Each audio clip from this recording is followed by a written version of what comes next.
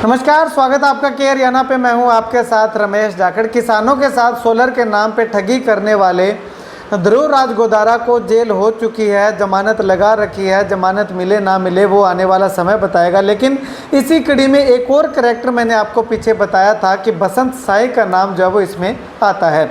अब बसंत साई का नाम जैसे ही आया तो बसंत साई से हमने कॉन्टेक्ट किया कि आखिर क्या वो भी इस ठगी के अंदर जो वो शामिल हैं। उनसे जब हमने बातचीत की, क्योंकि ये जो फर्म थी, जो ग्लोबल सोलर इंटरप्राइजेज जो फर्म है, इस फर्म के अंडर ही ये पूरा का पूरा एपिसोड जो है वो हुआ है। किसानों के साथ ठगी करने का, धोखाधड़ी करने का जो कारनामा जो है वो चला है। और ये ग्लोबल सोलर एंटरप्राइजेज जो है, इसका ओनर जो है, इस फर्म का मालिक जो है वो ध्रुव राज गोदारा नहीं बल्कि बसंत साई है। अब ऐसे में बसंत साई का नाम जो है वो इसमें आना लाजमी है, क्योंकि फर्म का नाम जो है वो फर्म जो है वो बसंत साई के नाम है। जब बसंत साई से हमने बातचीत की कि इस बारे में आपका क्या कुछ कहना है, तो बसंत साई ने साफ तौर पे यही कहा है कि वो इसमें निर्दोष है। निर्दोष क्यों है वो उनका ये कहना है कि ध्रुव राज गोदारा ने उसको खुद को चपत लगाई है। अब चपत कैसे लगाई है, हमने पूछा कि चपत क्यों लगाई जब फर्म आपके नाम है, फर्म के मालिक आप हो, ध्रुव राज गोदारा आपका पार्टनर हो सकता है, आपका कारिंदा हो सकता है, तो आपका ध्यान कहाँ था।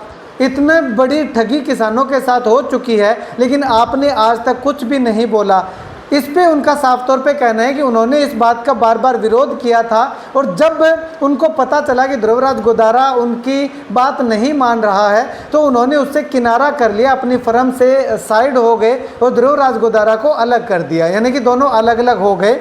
और उससे पहले जब ध्रुव राज गोदारा ठगी कर रहा था, तो ये जो ठगियाँ सारी की सारी हुई हैं वो ध्रुव राज गोदारा ने की हैं। बसंत साई का इसमें उनका कहना है कि कोई रोल नहीं है।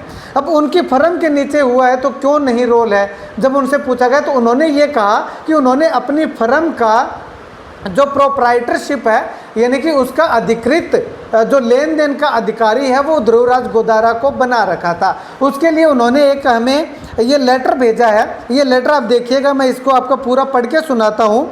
इसमें जो है वो GES ऊपर दे रखा है, ग्लोबल सोलर एंटरप्राइजेज के नाम से ये लेटर है, और इसमें मोबाइल नंबर भी दे रखे हैं, और डेट है इसकी 1/1/2018, यानी कि 1 जनवरी 2018 को ये लेटर जो है वो लिखा जाता है। ये डील जो है वो प्रोप्राइटरशिप की होती है।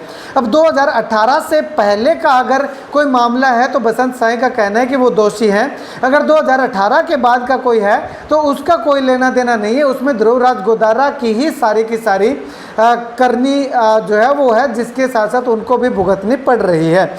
अब इसमें यह लिखा हुआ है कि I am Basant Sai, son of Dhanraj Sai, residence of VPO Kikrawali, 60 RB Rai Singh Nagar, Shri Ganganagar, properties of global solar enterprises, shop number 3132 Subhash market near old Abadi police station, old Abadi, Shri Ganganagar, appointing my attorney to mister Dhruv Raj Godara, appointing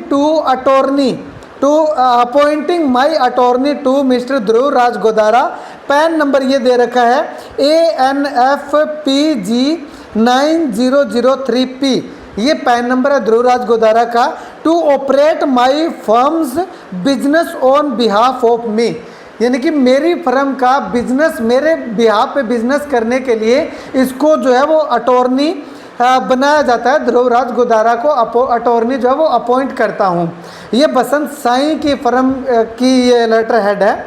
इसके बाद आगे दे रखा है he is authorised to make signature and seal of me and my firm, यानी कि ये authorise है मेरी और मेरे फर्म के सिग्नेचर और सील के, यानी कि स्टैंप के। उसके बाद it necessary in my activity of business he is also authorized to open any bank account of firm and to operate it, and also authorized to collect and make any payment, make receipt of payment which concern to business, यानी कि ये इस firm के behalf पे account open भी कर सकता है उसमें सिग्नेचर भी कर सकता है, स्टैंप भी लगा सकता है और पेमेंट का लेन देन भी कर सकता है और उस पेमेंट के लेन देन की रसीद भी दे सकता है। ये अटॉर्नी जो है वो बसंत साई ने अपने फर्म का ध्रुवराज गोदारा को बनाया है। ये बसंत साई की ओर से मेरे पास भेजा गया ये लेटर है। अब ये सही है या गलत है या फेक है, इसकी पुष्टि मैं जो है वो नहीं कर सकता। ये खैर पुलिस जांच में जो है वो सामने आएगा। बसंत साई ने हो सकता है कि ये पुलिस को भी जो है वो दिया हो, तो उसके बाद पता चल पाएगा। इसके बाद में आगे ये आता है कि the statements made by me are not in any kind of pressure, यानी कि स्टेटमेंट जो मैंने दी है ये किसी भी प्रेशर में जो है वो नहीं दी है। And I am giving full consent to my statement. इसके नीचे जो है वो बसंत साई जो प्रोपराइटर हैं उन्होंने जो है वो अपने सिग्नेचर यहाँ पे कर रखे हैं। तो ये लेटर जो है, ये लेटर जब आया है तो इस लेटर के बाद इस लेटर हेड पे जो ये लिखा हुआ है, इस पे ये अंकित होने के बाद ये 1/1/2018 का है। तो उससे आपको क्या लगता है, क्या बसंत साई भी इस एफआईआर में, इस ठगी के अंदर शामिल है? अगर नहीं है तो बसंत साई अब तक जो है वो चुप क्यों बैठे रहे? जब उनसे मैंने भी ये सवाल किया कि आप ये लेटर अब दे रहे हो जब आपके ऊपर एफआईआर हुई है, तो उससे पहले भी आप दे सकते थे। जब इसकी ठगियां मैंने भी उजागर की थी ध्रुवराज गोदारा की, उस समय भी आप जो है वो दे सकते थे। तो उनका साफ तौर पे कहना है कि उस समय तक उनको ये लेटर जो है वो ये मिल नहीं रहा था, ये संभाल के रखा हुआ था। लेकिन कहाँ रख दिया, बहुत सारे कागज है, उन कागजों के बीच में ये रखा हुआ था। लेकिन अब जब मुसीबत ज़्यादा उनके खुद के ऊपर आन पड़ी तो पूरे के पूरे कागज जो है वो खंगाले गए और खंगालने के बाद ये लेटर जो है वो सामने आया। उसके बाद ये लेटर जो है वो प्रोवाइड करवाया जा रहा है। खैर, अब आने वाले समय में पुलिस इस लेटर की किस तरह से जांच करती है, क्या ये लेटर वाकई में सही है? बसंत साई ने 2018 में ध्रुवराज गोदारा को इसका जो है वो अगर बात करें तो हक दे दिया था, अटॉर्नी जो है वो बना दिया था, ऑथोराइज कर दिया था, या इसके बाद अब जब मुसीबत उनके ऊपर आई है तब ये आनन फानन में जो है वो लेटर बनाया गया है? इस बात का खुलासा तो जो है वो पुलिस जांच के बाद ही हो पाएगा। फिलहाल आपको क्या लगता है, क्या बसंत साई और ध्रुवराज गोदारा दोनों ने मिलकर के इस ठगी को अंजाम दिया है, या ध्रुवराज गोदारा इसमें अकेला दोषी? इस लेटर को देखने के बाद आपको भी लगता है कि बसंत साई इसमें दोषी नहीं है? कमेंट सेक्शन में कमेंट करके ज़रूर बताइएगा।